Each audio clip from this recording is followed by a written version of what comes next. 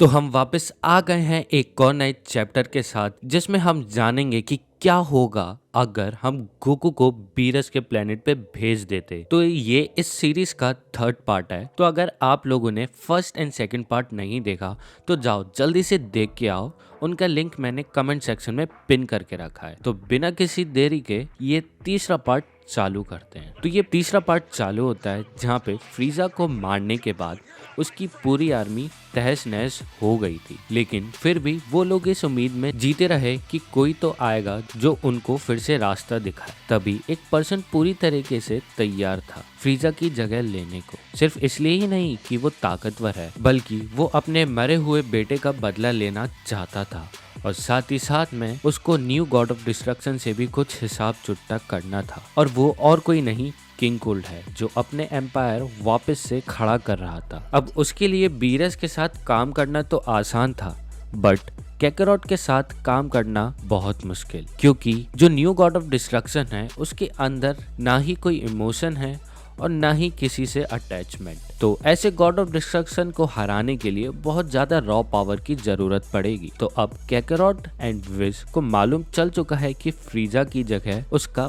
बाप लेने वाला है। तभी विज कैकरॉट से पूछता है कि अब हमें क्या करना चाहिए इस स्थिति को लेकर, जहाँ पर कैकरॉट रिप्लाई देते हुए कहता है कि लगता है हमें वहां जाकर कुछ नियम बताने होंगे, और वैसे भी हम फ्रीजा का प्लान उसके बाप के पास डाउन नहीं होने देना है। सो इतना कहते ही कैकरॉट पूछता है कि आखिरकार वो अभी कहाँ होगा। विस बोलता है लगभग 10 मिनट की दूरी पे अपने शिप पर। ओह तो ठीक है, चलो फिर फ्रीजा के बाप को हम हेलो बोलकर आते हैं। तो जैसे ही वो वहां पहुंचते हैं वो शिप के अंदर की जगह बाहर खड़े होते हैं।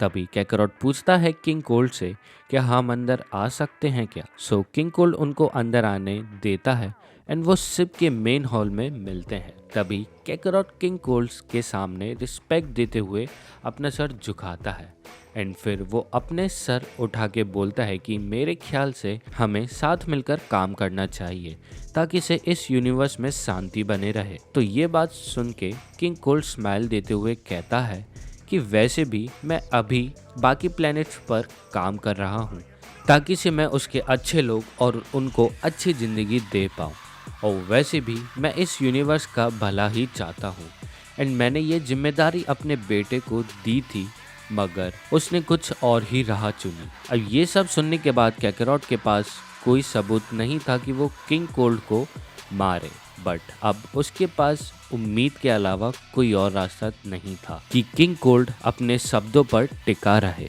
तो इसके लिए कैकरॉट ने विश को as a spy King Cold पे नजर रखने को कहा, बट विश बोलता है कि इससे बढ़िया ये होगा कि मेरी जगह एक गैलेक्टिक पेट्रोल से कोई नजर रखे तो ज्यादा आसानी होगी, और वैसे भी मीरस इस काम के लिए परफेक्ट होगा क्योंकि वो एक टॉप एजेंट है गैलेक्टिक पेट्रोल। तो कैकरॉट मान जाता है एंड वो मीरस से मिलता है और उससे बोलता है कि तुम्हें किंग कोल्ड पर एंड उसकी आर्मी पर नजर रखनी है और मुझे हर एक डिटेल बतानी है। लेकिन कैकरॉट के मन में एक डाउट आता है एंड वो विश से पूछता है कि आखिरकार क्यों तुम ये चाहते हो कि मीरस इस काम के लिए सबसे सही है। सो विश रिप्लाई देते हुए कहता है मैं मीरस को बहुत पहले से जानता हूँ और मुझे उस पर भरोसा है। सो कैकरॉट इस बारे में ज्यादा ना सोचते हुए वो एग्री कर देता है एंड मीरस को किंग कोल्ड के ऊपर नजर रखने के लिए एंड न्यू गैलेक्टिक एम्पायर बनाने को हाँ कर देता है। सो मीरस तुरंत निकल जाता है डिटेल्स कलेक्ट करने के लिए अबाउट किंग कोल्ड एंड कैकरॉट वापस आ जाता है विश के साथ अपने प्लेनेट पर। सो कुछ ज्यादा समय बीता नहीं था, लेकिन तभी मीरस कांटेक्ट करता है विश से और ये बताता है कि किंग कोल्ड उन प्लेनेट को रिवाइव कर रहा है जो उसके मेंबर्स ने उड़ा दिए थे, और सिर्फ इतना ही नहीं वो उन प्लेनेट पर वापस से अपनी पावर का इस्तेमाल करके उन पे राज कर रहा है। सो कैकरॉट इसका जवाब देते हुए कहता है कि ये ज्यादा परेशानी वाली बात नहीं है, और वैसे भी एक टाइम ऐसा था जहाँ कायोसिन ने भी ऐसा ही कुछ किया था अपनी मोर्टेलिटी बढ़ाने के लिए। सो वो इन सब चीजों पर ज्यादा ध्यान नहीं देता है एंड वो यूनिवर्स को और डेवलप करने के लिए प्लान बनाने लगता है विश के साथ। तो यानी कि कैकरॉट के लिए सारी चीजें एकदम परफेक्ट चल रही थी, लेकिन ये परफेक्शन कब तक टिकता ये किसी को भी नहीं मालूम था। तो तभी किंग कोल्ड भी इस यूनिवर्स और अपने मेंबर्स की क्वालिटी ऑफ लाइफ को भी अच्छा कर रहा है जैसा उसने प्रॉमिस किया था। लेकिन किंग कोल्ड का असली मकसद कुछ और ही था। वो अलग अलग प्लेनेट पे जाके स्ट्रॉन्गेस्ट वॉरियर को ढूंढ रहा था ताकि से वो अपने बेटे की मौत का बदला ले पाए। तो यानी कि कैकरॉट जो सोच रहा था किंग कोल्ड के बारे में, किंग कोल्ड उसका पूरा अपोजिट कर रहा था और कैकरॉट को बिल्कुल भी भनक नहीं थी। एंड किंग कोल्ड अपने सारे वॉरियर को एक प्लेनेट पर इकट्ठा कर रहा था और उस प्लेनेट का नाम है बाम्पा, जहाँ पर किंग कोल्ड ब्रोली और उसके साथी को ढूंढ लेता है और वो तुरंत उनको अपनी शिप पे बुला लेता है एंड उनको अपने प्लान के बारे में बता देता है। और ये चीज मीरज नोटिस कर लेता है कि ये दोनों सायन न्यू हैं इस शिप पर। तो उनकी कॉन्वर्सेशन सुनने के लिए मीरज एज अ स्पाई चला जाता है उनकी शिप पर ताकि से वो important information God of destruction को दे पाए। तो किंग कोल्ड सारी सिचुएशन बता देता है फ्रीजा, वेजिटा और गॉड ऑफ डिस्ट्रक्शन के बारे में और वो ब्रोली की मदद मांगता है कि उसको हराने के लिए, लेकिन वो मना कर देता है एंड वो अपने प्लेनेट वापस लौट जाता है। लेकिन उनके पास कोई और चारा नहीं था तो वो किंग कोल्ड के साथ मिल जाते हैं एंड वो कैकरॉट के खिलाफ लड़ने को तैयार भी हो जाते हैं। लेकिन ब्रोली को कुछ ज्यादा इंटरेस्ट नहीं आ रहा था। तो किंग कोल्ड पैरागस से पूछता है कि क्या अभी तक इस लड़के ने रियल फाइट करी है। तो पैरागस मना कर देता है। तो किंग कोल्ड बोलता है कि ठीक है, कोई बात नहीं, आज से ये लड़का मेरे साथ ट्रेनिंग करेगा। और ये सब बातें विश तक पहुंच चुकी थी और अब सभी को पता चल गया था कि किंग कोल्ड का शुरुआत से मकसद था गॉड ऑफ डिस्ट्रक्शन को बिट्रेल करने का एंड वो प्रिपेयर कर रहा है उन सभी वॉरियर्स को ताकि से वो तुम्हारे खिलाफ लड़ पाए। सो विश पूछता है कि अब हमें क्या करना चाहिए, क्या हमें अभी निकलना चाहिए उनके तरफ, बट कैकरॉट मना कर देता है और बोलता है कि हमें और 2 महीने रुक जाना चाहिए जैसा किंग कोल्ड ने कहा था। और साथ ही साथ में कैकरॉट मीरज से बोलता है कि तुम गैलेक्टिक किंग के पास जाओ और उनको बोलो कि अपनी फोर्स तैयार करें कोल्ड आर्मी को पकड़ने के लिए। सो कैकरॉट चला जाता है वापस अपनी ट्रेनिंग करने और देखते ही देखते 2 महीने कब निकल जाते हैं पता ही नहीं लगता। और वो दिन आ जाता है जिसका दोनों को बड़ी बेसब्री से इंतजार था। वो दिन जब किंग कोल्ड एंड उसकी आर्मी फेस करेगी गॉड ऑफ डिस्ट्रक्शन कैकरॉट को।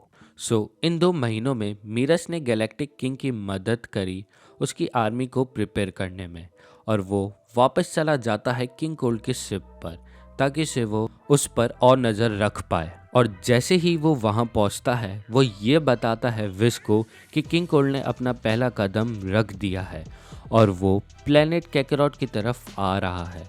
आफ्टर दैट मीरज वापस चला जाता है एंड वो सभी इंतज़ार कर रहे होते हैं कि कब किंग कोल्ड प्लेनेट कैकरॉट पर आएगा। तो जैसे ही वो वहाँ पहुँचते हैं उस शिप से किंग कोल्ड निकल के आता है एंड उसके पीछे ब्रोली और पेगासस भी आ रहे होते हैं। और जैसे ही वो सब लोग शिप से उतरते हैं किंग कोल्ड बोलता है कि अब यहाँ से तुम्हारा एरा खत्म हो जाएगा कैकरॉट। किंग कोल्ड के इतना बोलते ही कैकरॉट की नज़र जाती है ब्रोली पर और किंग कोल्ड ये भी मेंशन करता है कि ये सायन गॉड ऑफ डिस्ट्रक्शन से भी ज़्यादा ताकतवर है।